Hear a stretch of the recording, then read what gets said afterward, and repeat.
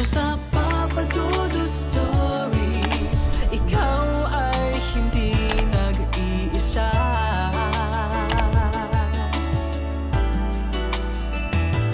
Dito sa Papa Dudut Stories, may nagmamahal sa'yo. Papa Dudut Stories. Papa Dudut Stories. Dear Papa Dudut, sa lahat po ng mga nakatutok ngayon, huwag pong kalimutan mag-like, mag-share at mag-subscribe. Maraming salamat po sa inyong lahat.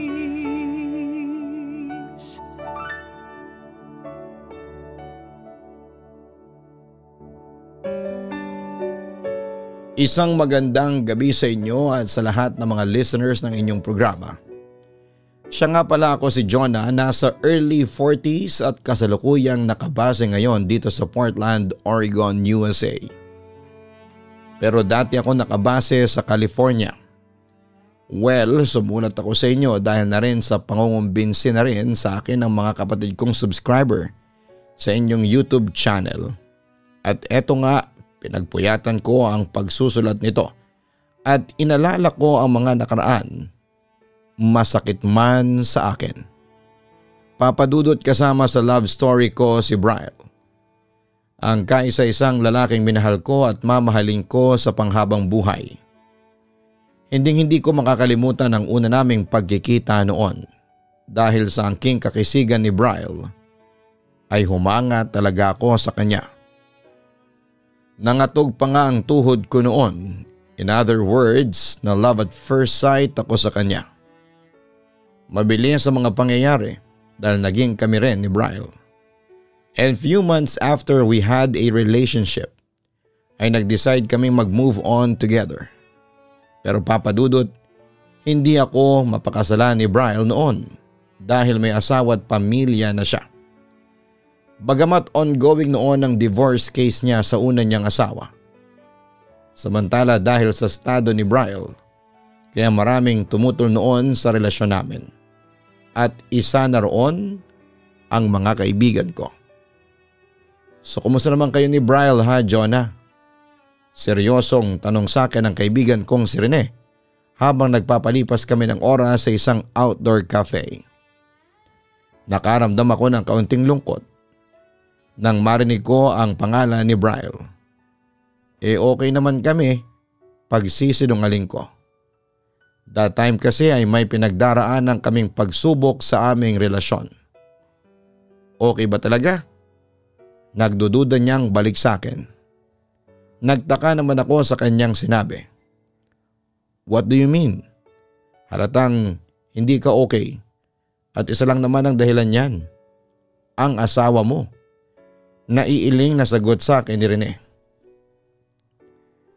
Nagkaroon lang kami ng kaunting tampuhan, pero hindi naman siya sobrang bigat. Paliwanag ko sa kanya. Masaya ka ba sa kanya? Tanong ulit niya sa akin. Of course yes. Rene, mahal na mahal ko pa rin ang asawa ko. At nararamdaman kong ganoon din siya sa akin. Depensang sagot ko. Pero deep inside, papadudot ay minsan ay dumarating ako sa puntong kwene-question ko ang totoong nararamdaman ni Brian para sa akin. Oo, alam kong mahal niya ako ngayon. Pero ang tanong, mahal pa rin ba niya ako bukas? O sa makalawa? Samantala ay nagpatuloy naman si Rene sa pagtatanong. Pero Jonah, nagtataka lang ako. Bakit sa dinami-rami ng manliligaw mo, si Brian lang pinili mo? Look, may asawa at anak na siya compare sa iba na binata pa. Bakit ba si Brian? Anong nakita mo sa kanya? Napansin ko sa paraan ng pagtatanong niya sa akin na para bang may gusto siyang puntuhin sa akin na hindi niya masabi ng diretsyo. Ewan ko ba rin Pero nung unang beses ko siyang makita ay nangangatog na ang mga tuhod ko. Sagot ko sa kanya habang inaalala ko ang unang pagkikita namin ni Brian. But he can't give you everything since may pamilya na siya. Yon ang katotohanang lumabas sa bibig ni Rene. On process na yung divorce paper niya sa asawa niyang Amerikana. Malapit na rin siyang maging malaya.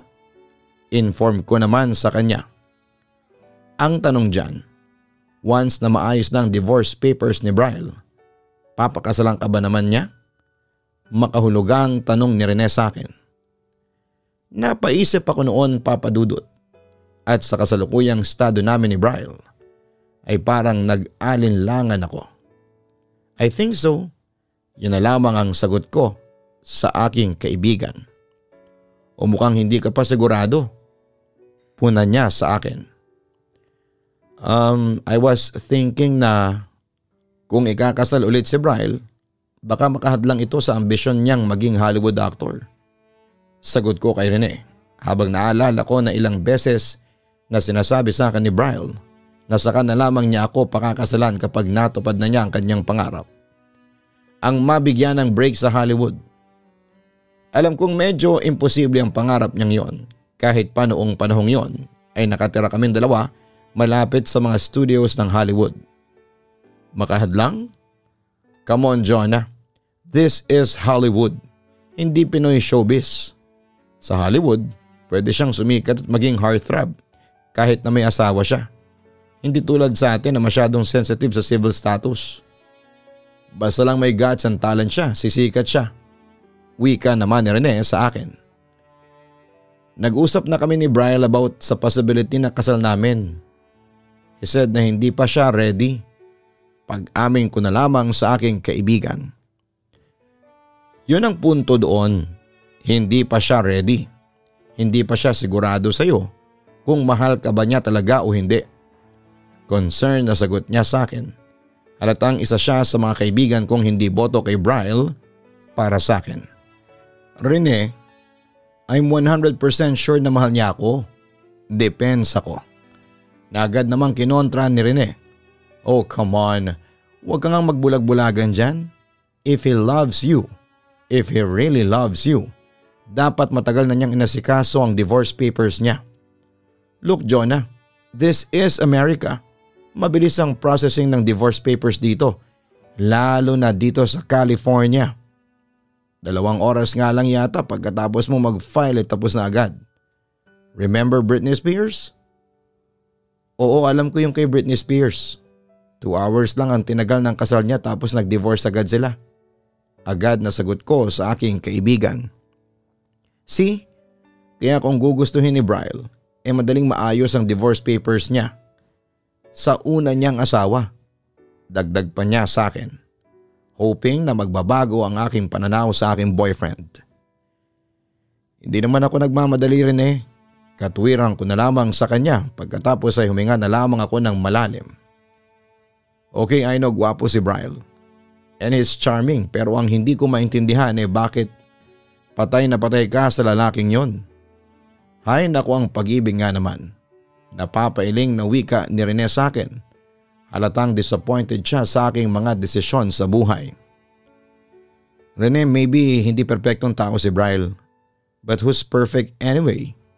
At saka kung mahal mo ang isang tao, you'll never notice his imperfections. Rene, nakuha na ni Bryle ang puso ko. Kahit na marami pa ang tumututol sa relasyon namin, I don't care. I will love him whether you like it or not. Seryosong sagot ko na lamang sa kanya noon. Samantala isang gabi ay naabutan ko si Bryle na nagvi-video call sa mga anak niya na nooy nasa Texas. Kitang-kita ko naman kung gaano niya kamahal ang mga bata at ganon din ang mga ito sa kanya. Tawanan at lambingan ang maririnig mo sa kanilang conversation. Mahal na mahal mo yung mga anak mo. Panimula ko sa kanya nang matapos na ang kanilang video call. Sana magkaanak na rin tayo. Sabi ko pa sa kanya. Sana nga, sagot naman niya sa akin. So kumusta naman sila? Okay ba sila ng mama nila? Curious na tanong ko pa sa aking asawa. Yep, maayos naman ang lagay nila doon.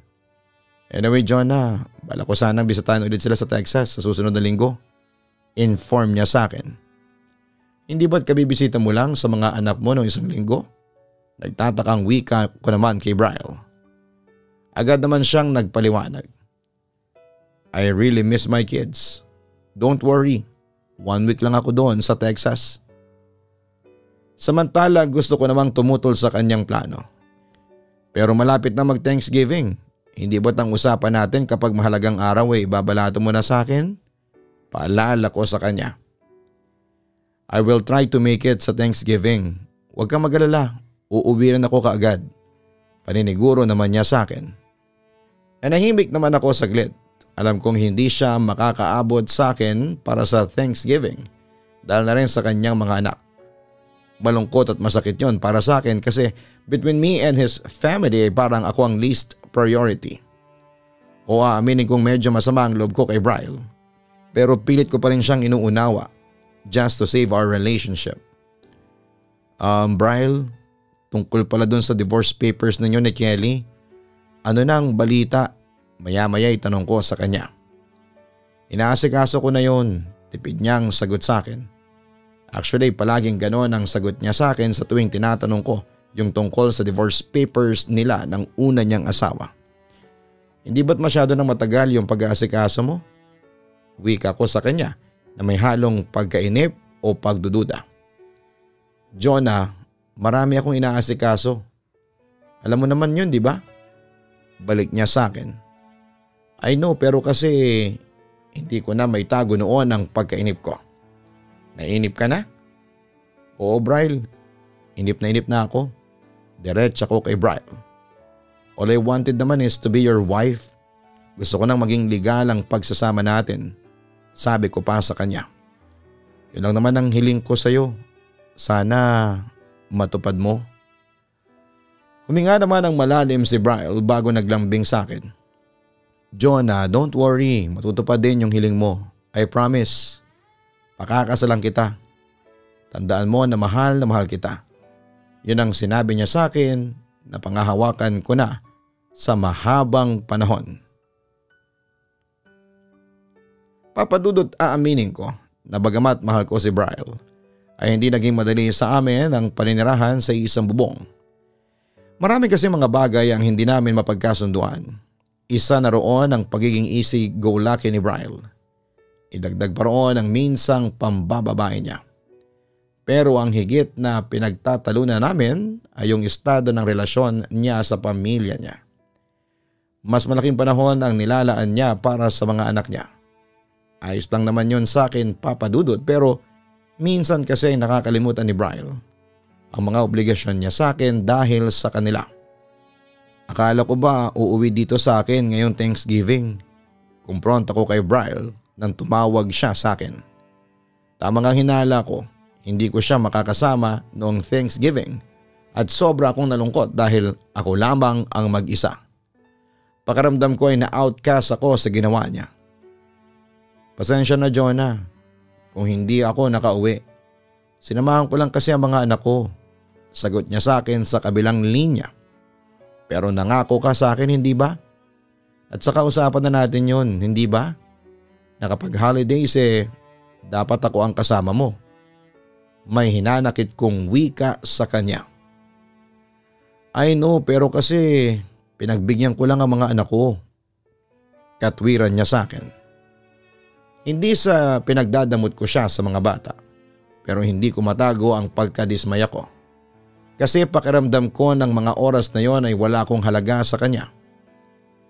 Bryle, papayag naman sana kung mag-extend ka ng bakasyon kasama ang pamilya mo. Pero sana, sinabihan mo ko. Tumawag ka man lang sa akin kaso anong ginawa mo?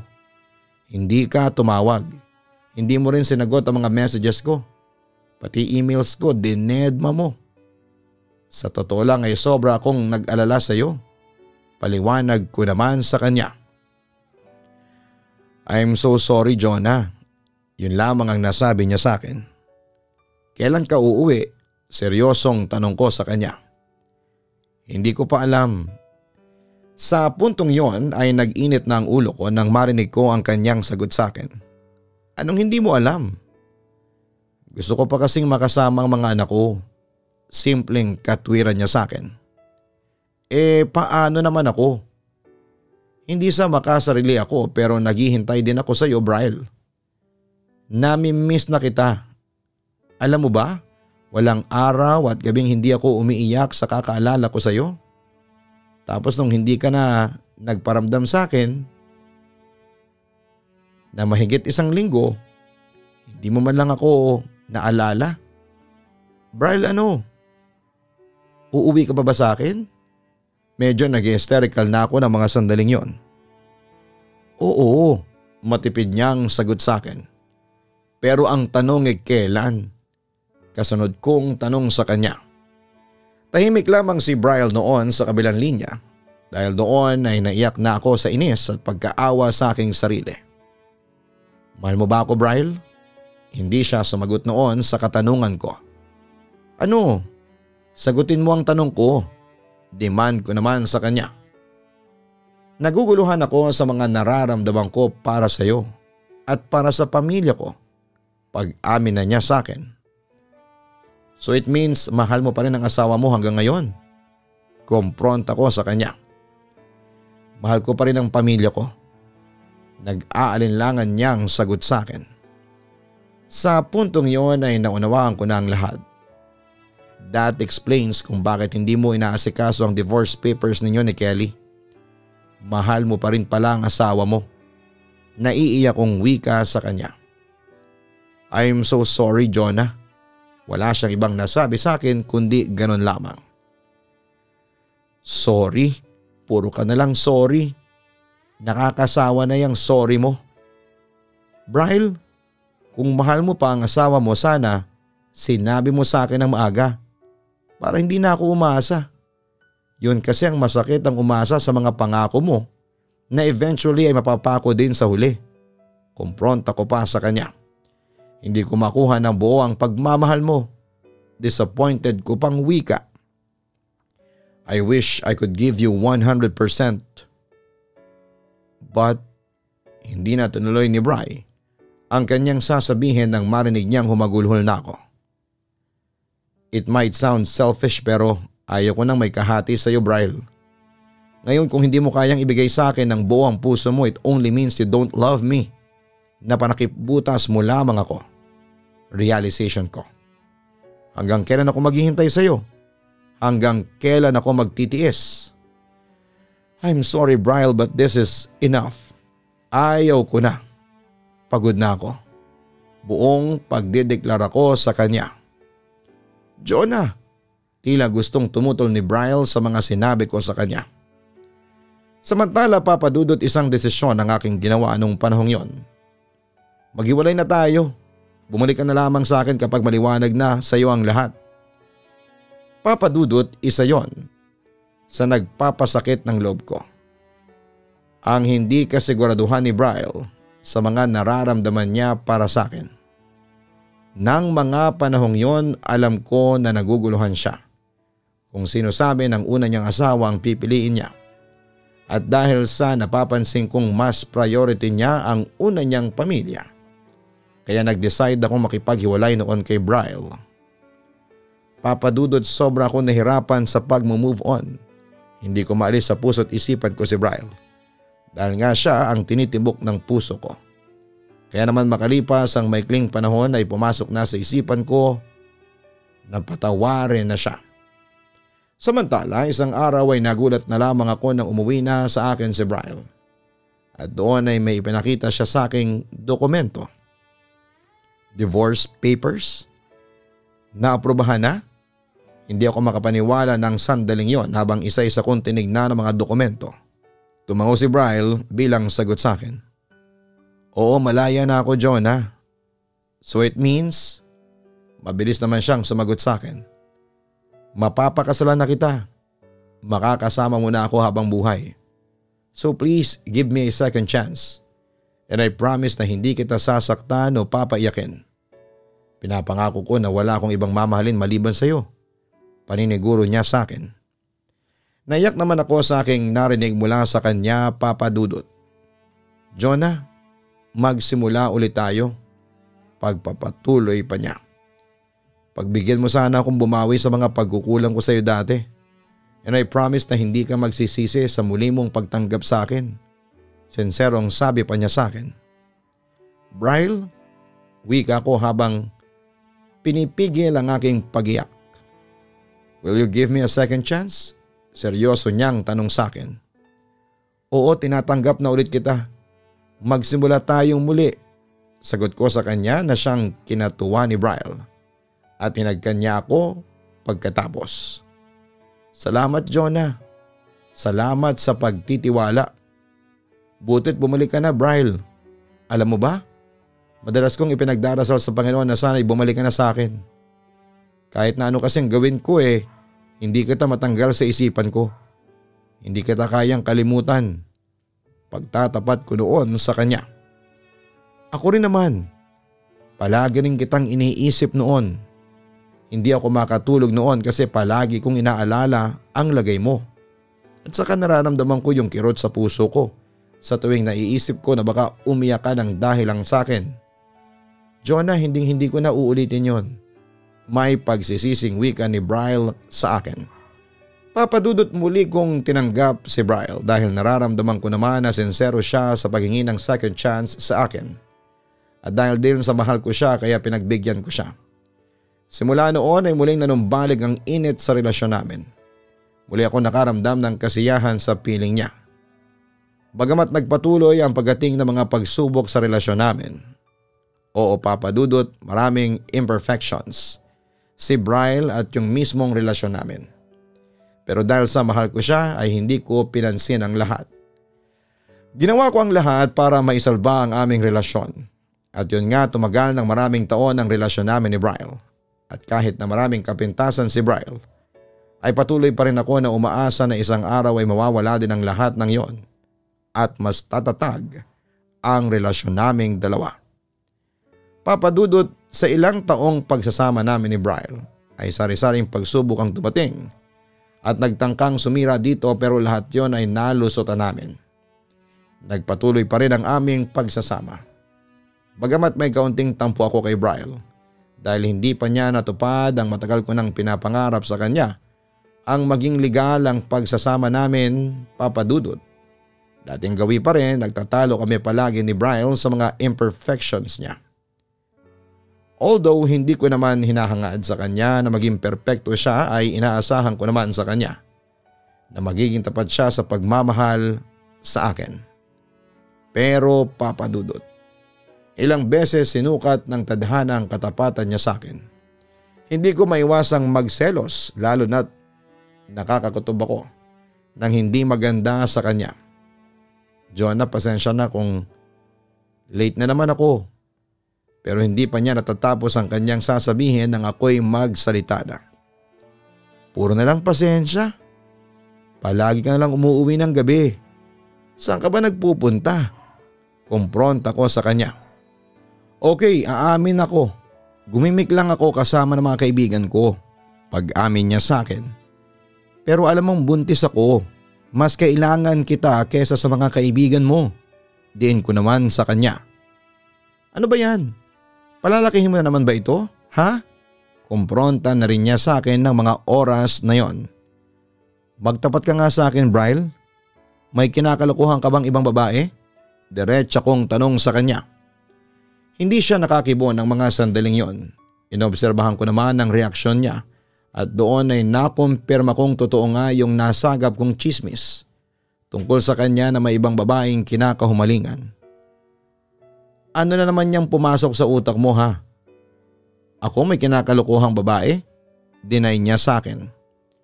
May nakapagsabi sa akin na may ibang babae ka. At alam kong totoo yon. Giit ko naman sa kanya. Akala ko nagbago ka na, Bryle. Pero hindi pa pala. Babaero ka pa rin hanggang ngayon. Okay, sige, aamin na ako. Nambababae nga ako. Diretsang pag-amin niya sa akin at parang wala siyang pakialam kung masasaktan ba ako o hindi. Walang yaka, ang kapal ng mukha mong sabihin sa akin yan na ibulalas ko sa sobrang galit ko sa kanya. Paano hindi ako mambababae? Tingnan mo nga yung itsura mo, buntis ka. Hindi mo magampanan ang tungkulin mo sa akin? Katwiran niya sa akin. Katwiran na ba yun? Para lokohin mo ako, Bryle? Di ba nangako ka sa akin na hindi mo na Hindi mo na ako sasaktan at papaiyakin? Bakit ginawa mo ulit? Alam mo namang nasasaktan na ako sa pambababae mo. Pero bakit ginagawa mo pa rin? Bryle, sabi mo sa akin ay mahal mo ako. Pero bakit lumalabas ngayon na parang hindi mo na ako mahal? Iyon ang matagal ko nang kinikimkim na saloobin na nilabas ko na para marinig niya. Hindi ko sila maiwasan kasi silang lumalapit sa akin. Baluktot pa niyang katwiran sa akin. May isip ka, Bryle. Hindi ka tanga. Kung silang lumalapit sa iyo, bakit hindi mo sila iwasan? Ang sabihin mo kasi gusto mo rin yon.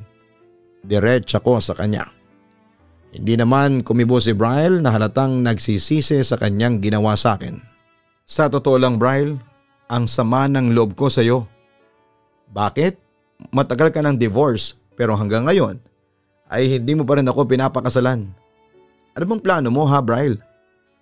Ang gawin mo lang, akong live-in partner habang buhay? Mahal mo ba talaga ako ha? Seryoso kong tanong sa kanya. Kasalang ba ang gusto mo? Sige, pakakasalan kita para matahimik ka na dyan. Wika niya sa akin na para bang utang na loob ko pa rin kung sakaling to pa rin niya. Kung napipilitan ka lang, mas mabuti pang wag mo na lang akong pakasalan. Diin ko sa kanya. Samantala huminga naman ng malalim si Bryle bago siya muling nagsalita sa akin. Mahal kita, Jonah. Maniwala ka sa akin pero kasi kaya kita hindi mapakasalan kasi marami akong gustong gawin sa buhay ko. Tulad ng pambabae, ganon? Galit kong wika. Umiling naman siya bilang sagot. Hindi sa ngayon kasi mas priority ko ang pangarap ko. Alam mo naman na matagal ko ng pangarap na maging isang Hollywood actor. Agad ko naman siyang sinagot. Hindi lang ikaw ang may pangarap, Bryle, ako rin may pangarap. Simple lang ang gusto ko, ang pakasalan mo ko. Suportado naman kita sa pangarap mo, Bryle, pero sana naman ay suportahan mo din ang pangarap ko. Hindi pa ako emotionally stable. Mahihirapan lang tayong dalawa kung magpapakasal agad tayo. Para akong nabuhusan ng malamig na tubig dahil sa sinabi niyang yon. I'm sorry. Pahabol pa niya. Narinig ko na naman niyang magic word mo, nakakasawa ka na, Bryle. Reklamo ko naman. Okay, I promise. Hindi na ako mambababae. Huwag kang mangakong hindi mo kayang to pa rin. Huwag mo akong paasahin. At tungkol dyan sa pambababae mo, sige, mambabae ka hanggat gusto mo. Pero magkalimutan na tayo. Walang pag-aalinlangang sabi ko yon kay Bryle bago ko siya iniwanan ng araw na yon. Papadudot, nang makunan ako sa unang naming anak ay unti-unti nang naglaho ang pag-asa kong maging masaya pa ang pagsasama namin ni Bryle. Mas lumala kasi ang panlalamig at pambabaliwala niya sa akin. Pero dahil sa mahal ko siya ay patuloy ko pa rin siyang minahal at inunawa. To the extent na nagmumukha na akong tanga at kawawa. And as expected ay violent reaction na natatanggap ko mula sa mga kaibigan ko. So anong meron kay Bryle? Tanong sa akin ng kaibigan kong si Rene. Nasa LA ngayon si Bryle, may audition daw kasi sa Hollywood ngayon. Sagot ko naman. And then, usisa pa niya at para bang may gusto siyang tumbukin noon. Magdadalawang linggo na siyang walang komunikasyon sa akin. Napilitan na akong umamin sa kanya. Halata naman ang disappointment sa reaksyon ni Rene sa sinabi ko. What? Hindi na naman siya nagpaparamdam sa'yo? Naku, wag niyang ikatwiran sa'yo na busy siya doon ha. Lumang tugtugin na yon. Nagwo-worry na ako kay Bryle, hindi ko alam kung ano ang nangyari sa kanya. Yon ang naging worries ko noon. Baka naman nagsasayang lalaking together with this, playmates. Panunubok ni Rene. Napabuntong hininga naman ako. Wag naman sana. Sa pagkakataong iyon ay hindi na naitago pa ng kaibigan ko ang pagkadismaya sa akin. Bakit ba kasi mahal na mahal mo yung Bryle na yan? Ilang beses ka na niyang binigyan ng sakit ng ulo? Ilang beses ka na ba niyang pinaluha? My God, Jonah, maraming beses na. Ilang beses ka na ba niyang niloko? Maraming beses na rin. But despite of that ay mahal mo pa rin siya? Oo rin eh. Tipid na sagot ko. Alam mo, isa kang dakila. Dakilang tanga. Naiinis niyang wika sa akin. Grabe ka naman. Nagmamahal lang naman ako. Depensa ko. Pero hindi ka nag-iisip. I'm sorry to say this pero kasi napapansin ko na masyado mo nang ginagawang tanga ang sarili mo. Sa totoo lang ay nakakaawa ka na. Pero minsan ay nakakainis ka rin kasi ginagawa mong kaawa-awa ang sarili mo. Gumising ka naman, Jonah. Ilang luha pa ba ang ilalabas mo bago mo ma-realize na hindi si Bryle ang lalaking nararapat para sa iyo? Pilit na pangungumbinse ni Rene sa akin. Hindi ko alam, Rene. Malungkot kong reply. Bilang kaibigan mo, concern ako sa iyo. Hindi mo ba napapansin na parang walang pagpapahalaga sa iyo si Bryle? Jonah, kung mahal ka ng lalaking yon, hindi ka niya sasaktan ng ganun. Kung talagang mahal ka niya, pahalagan ka niya. At kahit kailan ay hindi niya sisirain ang tiwala mo sa kanya. Paliwanag ni Rene sa akin. Sa puntong yon ay hindi ko na naitago pa ang tunay kong nararamdaman. Sa totoo lang, Rene, hindi ko na nga alam kung mahal pa ba ako ni Bryle. Siguro ay panahon na para mag-move forward at kalimutan na ang lalaking yon. Yes, moving on is painful pero sandali lang yon. Di tulad niyan, habang buhay kang masasaktan sa pakikisama mo dyan sa lalaking yan. Advice niya sa akin. Napatingin naman ako kay Rene at sinabi ko sa kanya ang totoo. Hindi ko kayang i-let go si Bryle sa ngayon. Sa ngayon handa akong masaktan pero alam kong nasa akin pa rin siya. Kaysa naman sa masaktan ako dahil nawala siya sa akin. Yan ang dapat mong labanan, Jonah. Kung mahal mo ang sarili mo, hindi mo hahayaang masaktan ni Bryle ang damdamin mo. Diretsang payo niya sa akin. Papadudot umasa pa rin ako na isang araw ay magbabago si Bryle sa pakikitungo sa akin. Pero bigo ako. February 2010 ay nagpaalam sa akin si Bryle na pupunta siya sa Los Angeles para sa isang audition sa Hollywood. At pinangako niya sa akin na uuwi siya sa February 14 para sa Valentine's celebration namin. Pero dumating ang araw na yon pero walang umuwing Bryle. Madalas ko siyang tawagan noon sa kanyang cellphone pero hindi niya sinasagot ang mga tawag ko, papadudot. Doon ako kinabahan noon dahil nararamdaman ko na mawawala na siya sa akin.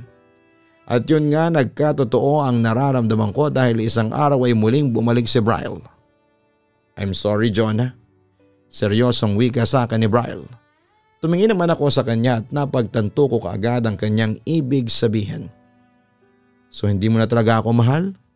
Naiiyak ko ang tanong. I'm in love with someone else. Pag-amin pa niya. Nasaktan naman ako sa kanyang sinabi, ngunit pinigilan kong ilabas ang aking emosyon. Ganon? Kaya pala. So, kailan pa kayo? Mas mabuting hindi mo na malaman pa, masasaktan ka lang. Tila walang pakikisimpatyang sagot niya sa akin. Kahit na hindi mo man sabihin masasaktan pa rin ako. Sabihin mo nga lang na may iba ka ng mahal ay hindi mo alam kung gaano kasakit yon para sa akin. Bryle, bakit mo naman ginawa yon sa akin? Ano ba ang pagkukulang ko sa iyo? Ano ba mga bagay na gusto mo na hindi ko na ibibigay sa iyo? Sabihin mo naman sa akin para alam ko. Weak ako sa kanya habang hindi ko na napigilang umiyak sa kanyang harapan. I didn't meant to hurt you, Jonah, pero kasi dumating siya sa buhay ko and love struck me. Hindi ko kagustuhan ito. Paliwanag niya sa akin. Pero paano na tayo? Paano na ang pinagsamahan natin? Bryle, 10 years. 10 long years ang pinagsamahan natin. Lahat ng yon ay mababaliwala lang? Tanong ko.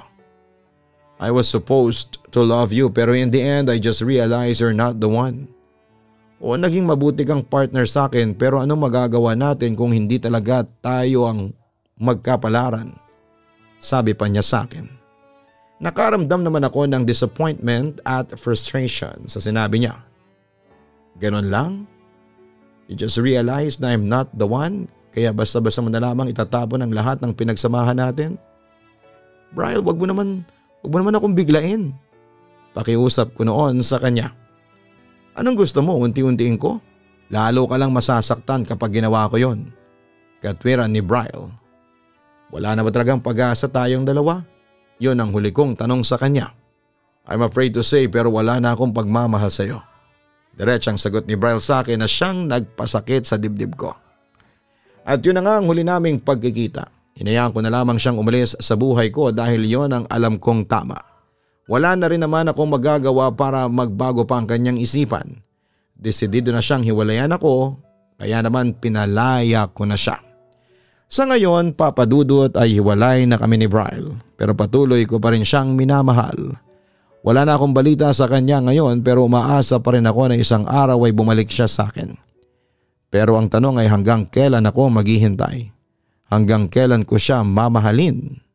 Hanggang kailan ako magtitiis?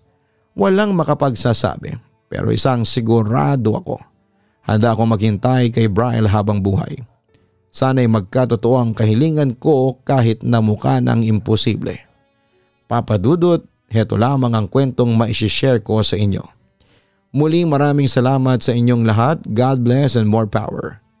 Lubos na gumagalang, Jonah. Bagamat masakit dahil sariwa pa ang mga sugat na hatid ni Bryle sa iyo, Jonah, tama lang ang naging desisyon mong palayain na siya. You deserve a better man. Yung magmamahal sa iyo ng totoo. At magmamahal ng tapat. At alam yung worth mo sa kanyang buhay.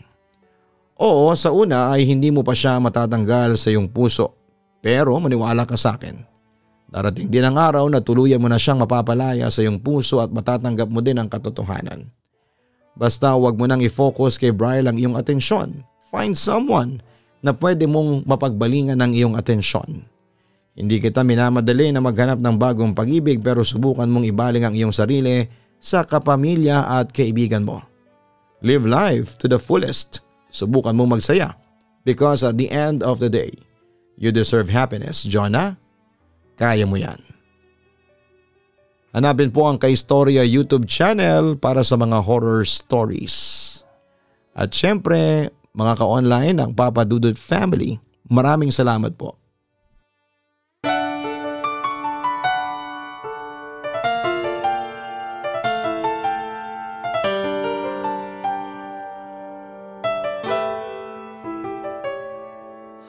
Ang buhay ay mahiwaga,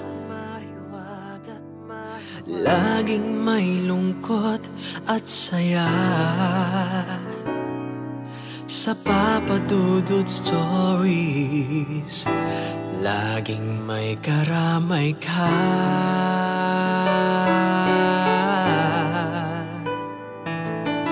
Mga problemang kay bigat, dito ay pakikinggan ka. Sa Papa Dudut Stories, kami ay iyong kasama. Dito sa Papa Dudut Stories, ikaw ay hindi nag-iisa.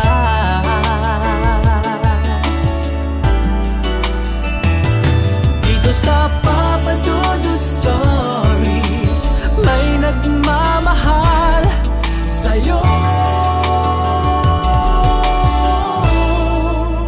Papa Dudut Stories, Papa Dudut Stories,